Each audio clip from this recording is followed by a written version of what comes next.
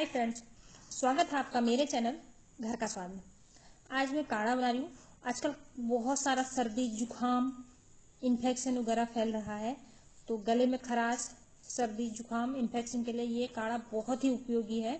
तो मैं इसे बना रही हूँ और ये बहुत ही नेचुरल है। ये बिल्कुल आराम देगा आपको कुछ ही मिनटों में। इस तरह से आप बनाइए, बिल्कुल नेचुरल काढ़ा है ये। चलिए बनाना शुरू करते हैं।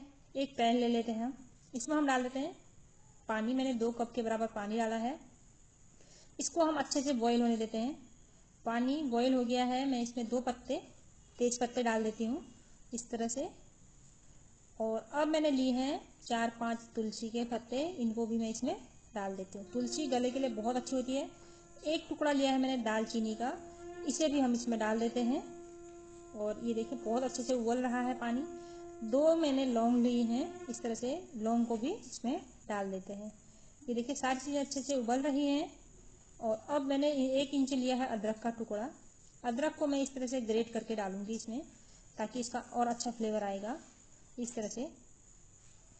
अब हम इसको अच्छे से उबलने देते हैं सारी चीज़ों को। देखिए अब मैंने 1 गुड़ लिया है, इसमें गुड़ को डाल देती हूँ इस तरह से। ये देखिए गुड़ डालने के बाद इसका कलर इस तरह से हो जाता है। आप इसमें गुड़ की जगह शहद भी डाल सकते हैं। और हम इसे अच्छे से मिक्स कर लेते हैं।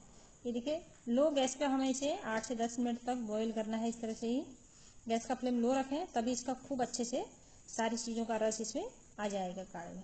ये देखिए अब हम गैस को कर देते हैं इस टाइम पे बंद। ये बहुत अच्छे से उबल गया है और इसे हमने 10 से 12 मिनट तक खूब अच्छे से उबाल लिया है।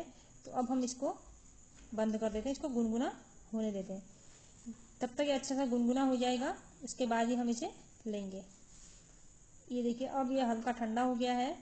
अब हम एक गिलास ले लेते हैं, इसके ऊपर एक छन्नी रखेंगे और इसे हम छान लेते हैं इस तरह से। ये देखिए मैंने इसको छान लिया है। अब इसे आप गुनगुना पीजिए। आप